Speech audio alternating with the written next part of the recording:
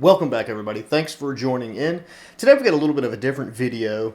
I thought that now that I've had this Thrustmaster TX wheel and have been using it for quite a long time, I thought that now I could really do a long-term review for you guys on this, because I know a lot of people even ask me, as small as my channel is, what wheel I use. And then I know this is a highly discussed wheel. Do you need to get a Fanatec wheel? Should you get a Thrustmaster wheel? What should you go with? And this is one of the key players. So I'll give you a little backstory to mine. Actually, before I do that, I just want to say that I am doing this review on this product because I own it and I believe in their products. I purchased this myself with my own money several years ago. It is not the first product I've got by them. I've got many Thrustmaster products. If you can see back there behind me, second shelf down, that flight stick setup is actually the Thrustmaster HOTUS X flight stick that I use for flight sims. It's a great product as well. And I've got many things from the Thrustmaster ecosystem that I've bought. And I physically bought all that stuff with my own money, and it's products that I have used and they work great. So I'm not being paid by them. This is a review that I want to do for your reasoning. If you've searched and looked and found this video, you want to know how they hold up after a while. So, sorry, I want to get that out of the way. This is not paid advertisement. This is legitimately how I feel about this product. So, I purchased, not this exact wheelbase, but I purchased a Thrustmaster TX wheel 3 years ago or so. Might have been a little bit longer. And I purchased that to be used on the Xbox One. And I got quite a bit of fun out of that. I used it on the Xbox One, and then I decided to come over to PC sim racing, and obviously it works well with the PC as well, and I converted it right over, and I took off running on PC simulation racing, and this wheel, or that particular wheel, was nothing but good to me. It worked great. And what ended up happening is I kind of got bored with sim racing and I got out of it. So I sold my original wheel and base to a friend of mine. And as far as I know, he is still using that base today and it still works properly. But about 6 months after I sold it, I came to my senses and realized I still wanted to be sim racing. And I came right back and I went ahead and bought the exact same wheel again. So that's the one you're looking at here. This is the Thrustmaster TX, compatible with the PC and the Xbox One. Now, I've done the math. I've got north of 500 hours in this wheel. And I know that sounds crazy, but you can do the math yourself. I've had this particular wheelbase for over a year and a half. I actually looked at my Amazon purchase date and I saw that it's 1 year, 7 months from the date that I'm doing this video. I checked earlier today. And roughly, a low estimate is I would sim race pretty much religiously 3 hours a day, about 3 times a week, but sometimes more, but at a minimum 3 hours a day, 3 times a week, 52 weeks in a year. That's just shy of 500 hours, and I've had it over a year and a half. So you do the math. So there's definitely, on this wheelbase, without any repairs, there's north of 500 hours. That is a lot of hours to have on anything. Most of the time, if you're going to run into problems, it's within the first 200 hours. I've got more than double that on this wheelbase. And from a build quality standpoint, I can honestly say that this wheel still performs and feels exactly the same as it did the day that I took it out of the box. And that's the truth. The force feedback still feels great. It doesn't make any extra noises. The fan still shuts on when it should. It shuts off when it's supposed to. It's a little dusty and a little dirty because it's just dusty and dirty in here. I've added some little things here and there. Obviously, this didn't come like this, but before I was racing virtual reality, I added some Velcro so I could set my phone and my tablet back there for different rev lights and rev counters and things like that. And it has just overall been a great wheel and still performs flawlessly after 500 plus hours.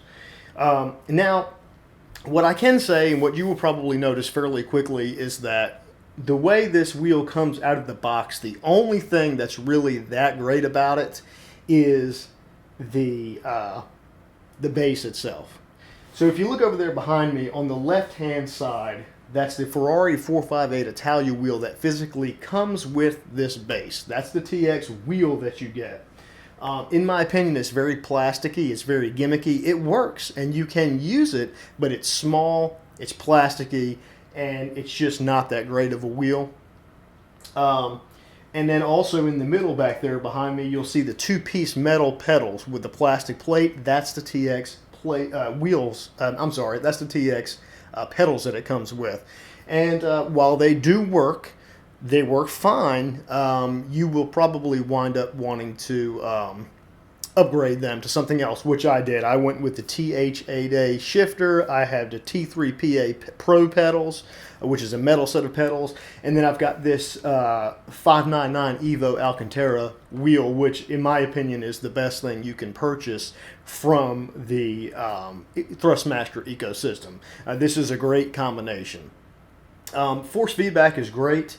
And I do notice that if you turn it way up and then jam it way up in the game also, you do get some clipping, but that's pretty typical at this budget wheel. That's going to happen. But if you just turn the force feedback down, and I've said this in older videos, if you just bump the force feedback down where it belongs and keep it at an actual decent level where you need it to be for sim racing, the force feedback is great, and it still feels great. What I love about the Thrustmaster wheels, the T300 RS and the TX, which are pretty much exactly the same inside.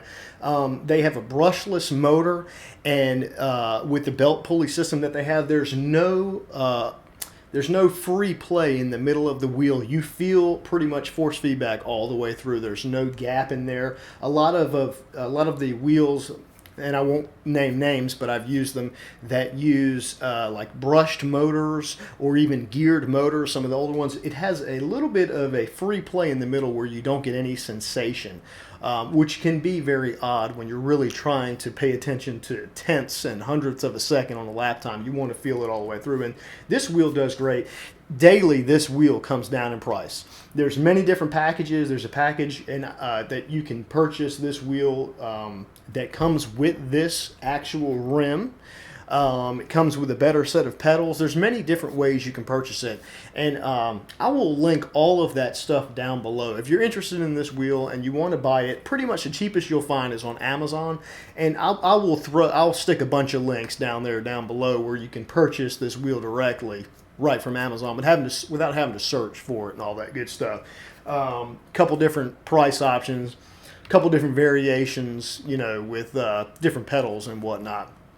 But yeah, I just have to say, Thrustmaster has proved me right again, because I've known that they were really good stuff. But I have used this thing like it's going out of style. I mean, and I'm not easy with it. I'm honestly not. I am not easy with my sim racing stuff. I get up and I hold on to it when I get up, and I'm not a light guy. I mean, I'm rough with my stuff, So it has really stood the test of time. And this is just a long-term review. I just wanted to let you know that after you get all these hours in it, it still works, and it still works flawlessly. I mean, if you want to know the details on it, I mean, you can go look. There's millions of reviews where people have just taken that out of the box and used it for the first time, and they'll tell you what kind of wheel rotation it's got and all that stuff. If you really are interested in that, that's all in the fine details on the box. But what I just wanted to let you know from this review is that if you purchase this wheel, it will last a long time.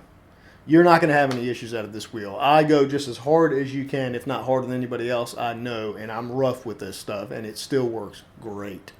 So hopefully you enjoyed this. Like I said, I'll link down below all of this stuff where you can go ahead and click on it if you're interested in purchasing, or if you just want to click over there and read some more info. All that info is right there on Amazon, and you can check it all out and see. But this is a great wheel.